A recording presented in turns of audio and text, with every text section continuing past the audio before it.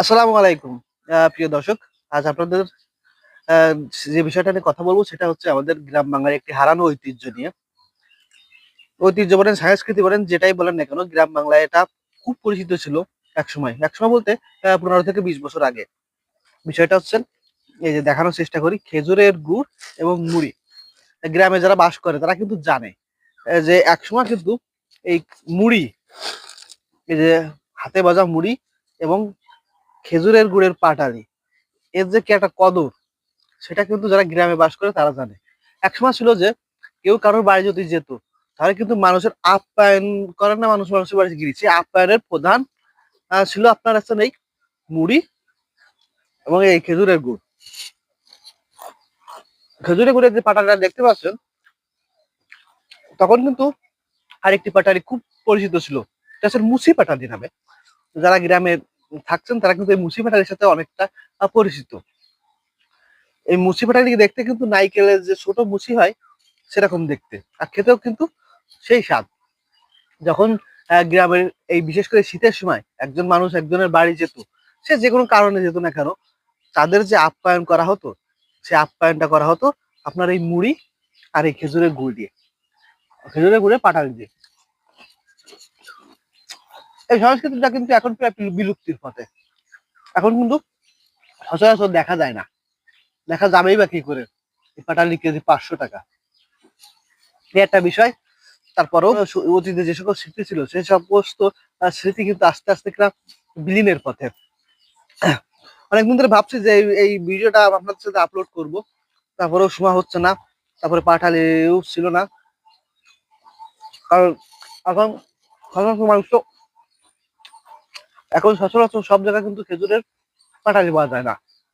আর পাটালি যদি পাবেন, সে পাটালি কি 100% পিওর কিনা সেটা নিয়ে তো গ্যারান্টি। এই যে যে আমি যে পাটালিটা খাচ্ছি, আমি গ্যারান্টিতে বলতে পারি এটা 100% পিওর।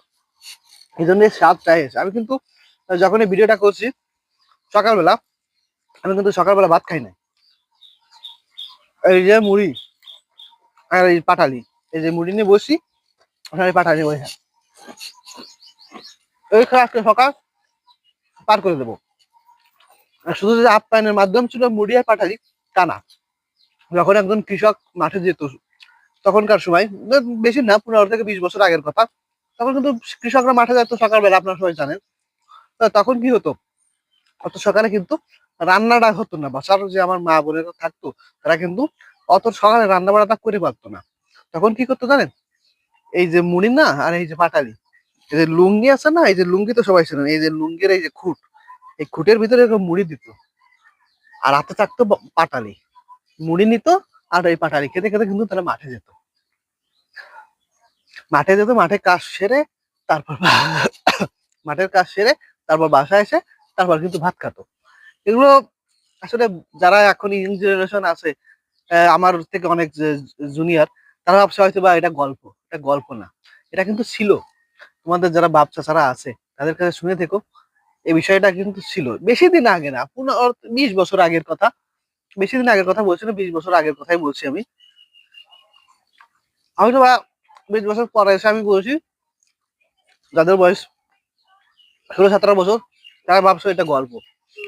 আর 20 বছর পরে যে যারা শুনবে এই সমস্ত জিনিসের কথা, যে মাঠে কিভাবে মানুষ যেত, লুঙ্গির খুঁটে করে মুড়ি খেতো, মানুষের বাড়ি মানসি গিয়ে এই মুড়ি আর আপনার খেজুরের গুড়টা আপ্যায়ন করতো, তারা হবে যে না এসব মনে হয় হয়তো মিথ্যে কথা, বানোয়াট কথা, কিন্তু না, এগুলো কিন্তু আমাদের গ্রামীণ একটা সংস্কৃতি ছিল। কিন্তু দিন যাচ্ছে আর এগুলো কিন্তু বিলুপ্ত হয়ে যাচ্ছে।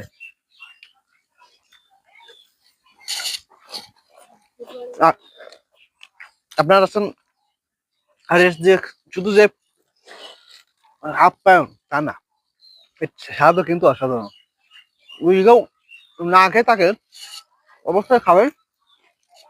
সকাল সকাল উঠে মুড়ি আর এই খেজুরের গুড়ের পাটা দিয়ে খাবেন, একদিন যদি খান, আমি গ্যারান্টি বলতে পারি আপনার আবার খাওয়া লাগবে। এই যে স্বাদ, তবে পিওর খেজুরের গুড় হলে বেটার। ধন্যবাদ দর্শক, ধন্যবাদ। আজকের ভিডিও এই পর্যন্তই, আবার নতুন করে বিষয় নিয়ে আপনাদের মাঝে হাজির হবো। এবং ভালো থাকবেন, সুস্থ থাকবেন। আল্লাহ হাফেজ।